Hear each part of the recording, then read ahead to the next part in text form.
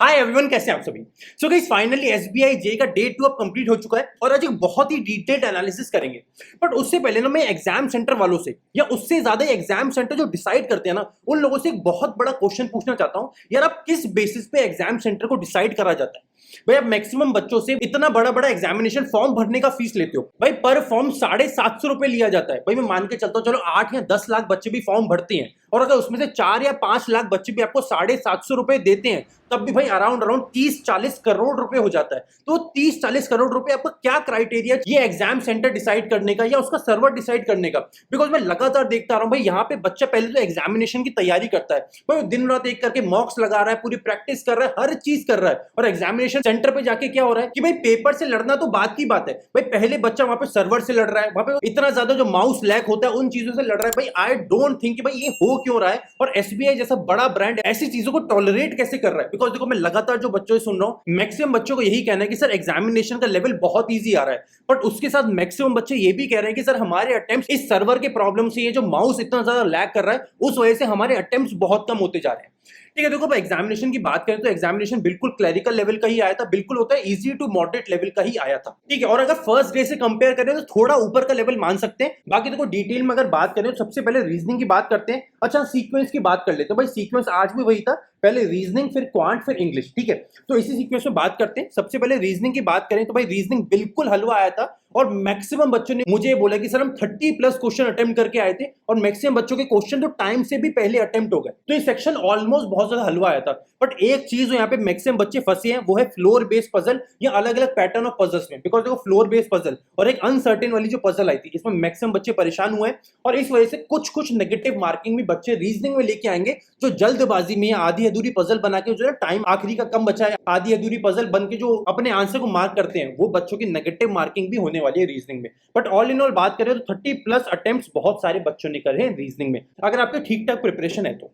Next बात करते हैं क्वांट की। भाई आज के पेपर का सबसे बड़ा विलन क्वांट था, बिकॉज क्वांट का पेपर एक्चुअली में मॉडरेट लेवल का आ गया। भाई बहुत ज्यादा कैलकुलेटिव और अरिथमेटिक और डीआई की बात करें तो बहुत ज्यादा लेंथी। देखो सबसे पहले बात करेंगे क्वाड्रेटिक इक्वेशन और सिंप्लीफिकेशन की, तो भाई दोनों चीजें ना आज मॉडरेट लेवल की आ गई। अगर देखो फर्स्ट डे से कंपेयर करें तो फर्स्ट डे दोनों चीजें ऑलमोस्ट इजी टू मॉडरेट थी, पर आज क्वाड्रेटिक इक्वेशन को सॉल्व करने में बच्चों को बहुत ज्यादा टाइम लग रहा था और सिंप्लीफिकेशन में मैक्सिमम बच्चों ने मुझे बोला कि सर बहुत ज्यादा कैलकुलेटिव थी, मतलब इजी थी, भाई सॉल्व हो रही थी पर कैलकुलेशन करने की वजह से उसमें टाइम बहुत ज्यादा लग रहा था। इस वजह से क्वांट में बहुत ज्यादा बच्चे ऐसे हैं जिनके 20 या 25 के आसपास अटेम्प्ट रुक गए हैं। और इसमें सोने पे सुहागा जो सर्वर का प्रॉब्लम और जो माउस का कर्सर का प्रॉब्लम, भाई वो तो मुझे बिल्कुल समझ नहीं आ रहा, मेरी समझ से परे कि भाई ये चीजें एक्चुअली में टॉलरेट कैसे करी जा रही है इतने बड़े एग्जामिनेशन में।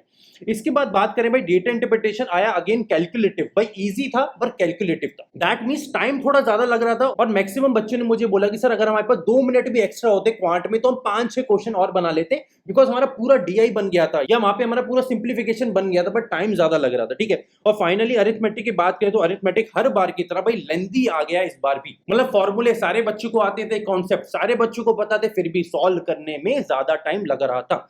अगेन यहाँ पे बात करें भाई क्वांट में गुड अटेम्प्ट्स की, तो भाई क्वांट में भाई बच्चा 20, 21 या 22 क्वेश्चन करके आए। एक एवरेज बच्चा, अगर आपकी क्वांट बहुत ज्यादा अच्छी है तो आप 25 के ऊपर अटेम्प्ट भी करके आए होंगे। बट मैं मान के चलता हूँ भाई अगर आपको एसबीआई जे के लिए आप लोग सीरियसली तैयारी कर रहे थे तो एटलीस्ट 20 या 21 भाई 20-21 से ज्यादा अटेम्प्ट्स आप लोग करके आए होंगे विद 100% एक्यूरेसी। बिकॉज देखो अगर आपके अटेम्प्ट्स इतने कम है तो एक्यूरेसी बहुत हाई होनी चाहिए। इसी के साथ अगर आपके अटेम्प्ट्स 25 के ऊपर है तो भाई मैं आपको बोलूंगा बहुत अच्छा काम करके आए हो, बिकॉज अब आपके सिलेक्शन के चांसेस बहुत ज्यादा बनते हैं।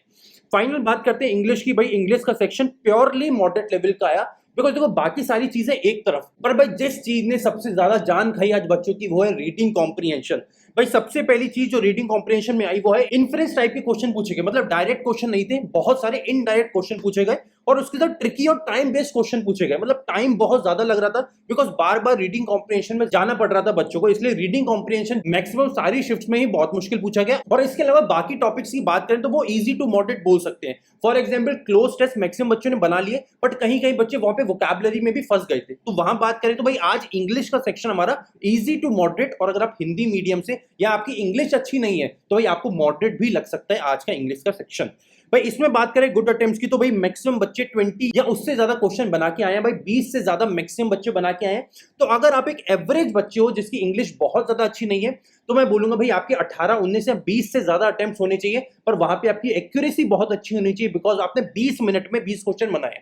बट वहीं अगर आपने नंबर ऑफ क्वेश्चन बहुत ज्यादा कर दी, भाई मान के चलो आपने 27, 28 या 29 क्वेश्चन कर लिए, और अगर आपकी एक्यूरेसी 80-90% भी है, तब भी आपकी एग्जामिनेशन निकलने के चांसेस बहुत ज्यादा हैं। ठीक है, तो यहां तक बात हो गई हमारे सेक्शन वाइज कितने अटेम्प्ट्स होने चाहिए। अब अगर देखो ओवरऑल अटेम्प्ट्स की बात करूं तो देखो आपने भी देखा होगा मैक्सिमम बच्चे आज बहुत ज्यादा भर भर के अटेम्प्ट्स करके आए हैं। भाई देखो 80+ अटेम्प्ट्स बहुत सारे बच्चे करके आए, और वो भी सर्वर वाली प्रॉब्लम के साथ। तो मुझे आज ये लग रहा है कि अगर ये सर्वर वाली प्रॉब्लम ना होती तो बहुत सारे बच्चे ऐसे हैं जो इस बार 90 के ऊपर अटेम्प्ट्स करके आ पाते, बट बहुत कम बच्चे हैं अभी जो 90 के ऊपर वाले हैं। और मैं अगेन बोलूंगा उन बच्चों से डरना मत जो आपको लगातार बोल रहे हैं कि भाई मैं तो 95 कराया, या मैं 92 कराया, या मैं 91 कराया। मैं आपको बोल रहा हूं 90+ अटेम्प्ट वाले बच्चे जो आज आपको इतने सारे दिख रहे हैं ना, जिस दिन एग्जामिनेशन का रिजल्ट आएगा ना उस दिन 2-4 ही दिखेंगे मुश्किल से, और वो भी बाहर होने वाले होंगे। बिकॉज मैक्सिमम बच्चे क्या होते हैं जो अटेम्प्ट बहुत ज्यादा करके आते हैं ना, या तो वो फेक होते हैं या फिर वो बहुत ज्यादा तुक्के मार के आ जाते हैं। तो सारे बच्चे तो नहीं, पर काफी सारे बच्चे उसमें वो होते हैं, तो डरना नहीं है सबसे पहली बात। बट अगेन 80+ अटेम्प्ट बहुत ज्यादा बच्चों ने करे हैं, तो मैं आपको बोलूंगा कि अगर आपके 80+ अटेम्प्ट्स हैं और आपकी एक्यूरेसी अच्छी है तो आप लोग राइट अवे मेंस एग्जामिनेशन की तैयारी चालू कर दो।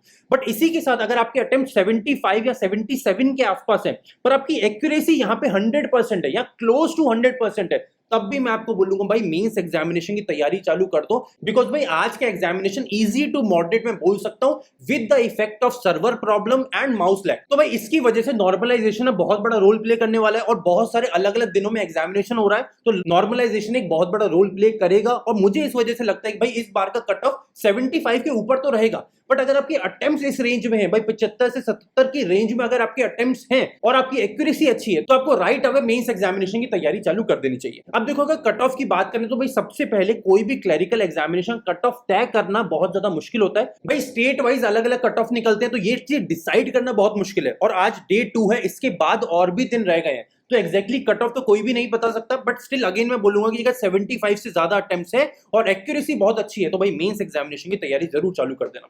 सो गाइस ये था हमारा पूरा एनालिसिस। मुझे नीचे कमेंट सेक्शन में जरूर बताइएगा कि आप लोगों के कितने अटेम्प्ट्स हैं, और आप लोगों को क्या लगता है कि आप लोगों की एक्यूरेसी कितनी थी, वो सेक्शन वाइज अटेम्प्ट्स कितने थे। और इसके साथ मुझे नीचे कमेंट सेक्शन में ये भी बताइएगा कि आपको हमारा एनालिसिस और एग्जाम का रिव्यू कैसा लगा। अगर पसंद आया तो do like and share the video, और अगर चैनल को पहली बार विजिट कर रहे हैं तो चैनल को सब्सक्राइब करके भी जरूर जाइएगा। सो गाइस मिलते हैं अगली क्लास में। Till then take care and bye-bye.